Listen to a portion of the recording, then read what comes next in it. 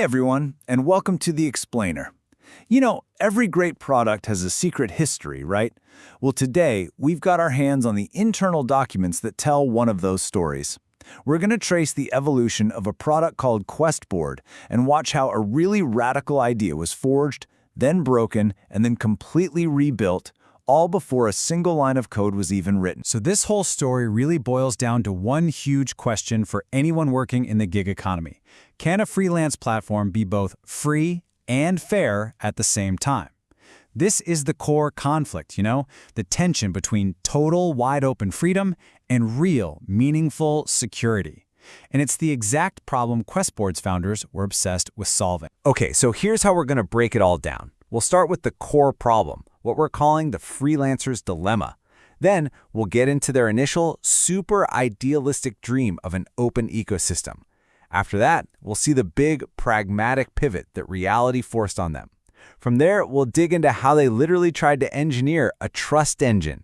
And finally, we'll land on that critical moment where they decided, enough planning, it's time to build. All right, so first things first. To really get what QuestBoard was trying to do, you first have to understand the problem they were up against. And that problem?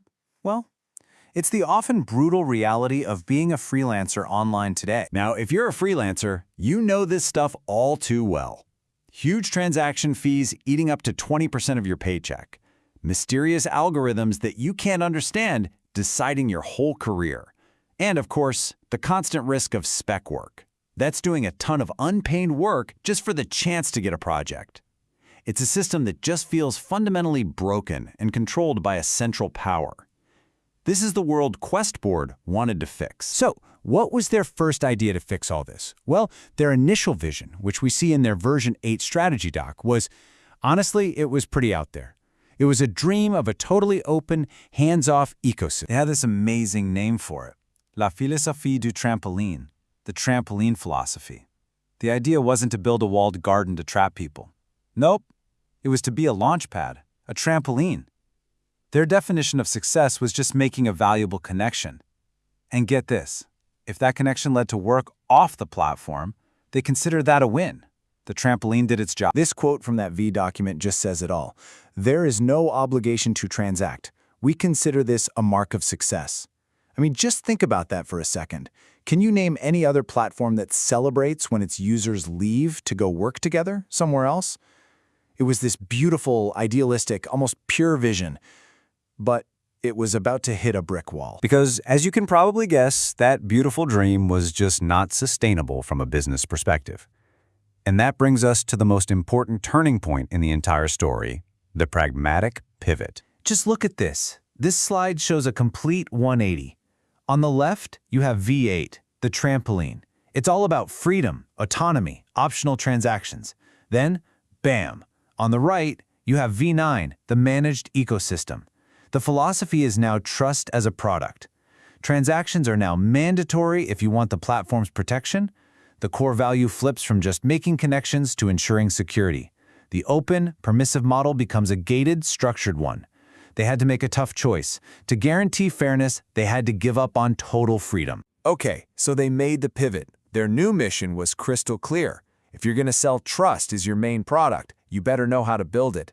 This next part is all about the nuts and bolts of how they plan to engineer a system that could actually deliver on that promise. The absolute foundation of their trust engine was something they called proof of humanity. The logic here is simple but brilliant. To have a trustworthy system, you first have to know for sure that every single user is a real, unique human being. This is how you stop what are called Sybil attacks, where one person creates tons of fake accounts to cheat the system.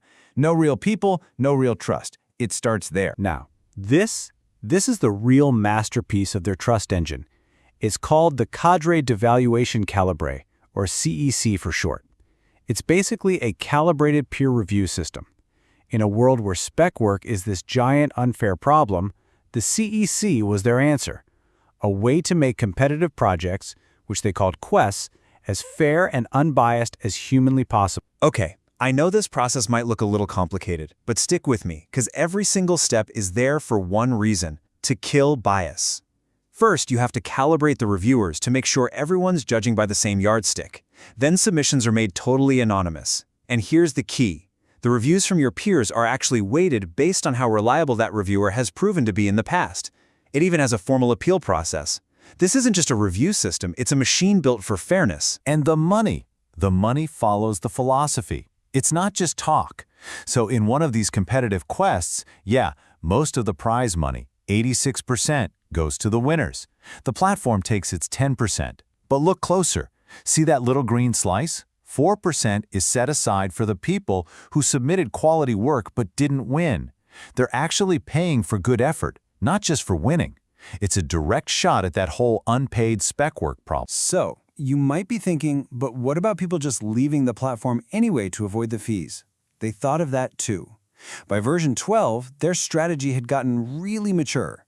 They knew platform leakage was a high probability, high impact risk.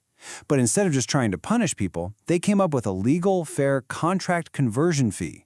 It was a smart, pragmatic middle ground between their original dream of freedom and their new need for control. So, let's recap. The team has pivoted their entire philosophy. They've designed this incredible trust engine, and they've built a sustainable economic model. The blueprint is getting stronger and stronger. And that brings us to the final act, the plan to actually go live. By the time they got to version 12 of their plan, the team felt like they had finally cracked it. The internal documents describe it as a solid, complete strategic blueprint, one that really tackled all the big, thorny challenges they'd identified from the start. Trust, fairness, and even project liquidity, making sure there were enough projects to go around. And check out their rollout plan. This is so smart. Look what comes first. It's not a minimum viable product, it's a minimum viable community. They dedicated the first 3 months of the project to just building a core group of passionate users before they even launched the platform. They decided to prove the community was real before they proved the product worked. And after 12 versions, after all of that planning and pivoting and strategizing, the team came to this really powerful conclusion. It was captured in a memo they actually titled Abandon V13. And the final line says it all. It's time to move from paper to the construction site. They just stopped. They realized the plan was as perfect as it was ever going to get on paper. The only lessons left to learn had to come from the real world. And that leaves us with this final, really fascinating question to think about. This whole journey of QuestBoard just perfectly captures that classic tension between planning and actually doing. So, what do you think is better? A perfectly detailed plan that tries to think of every single risk? Or is the best plan simply the one that gets out there and gets tested by reality as fast as possible?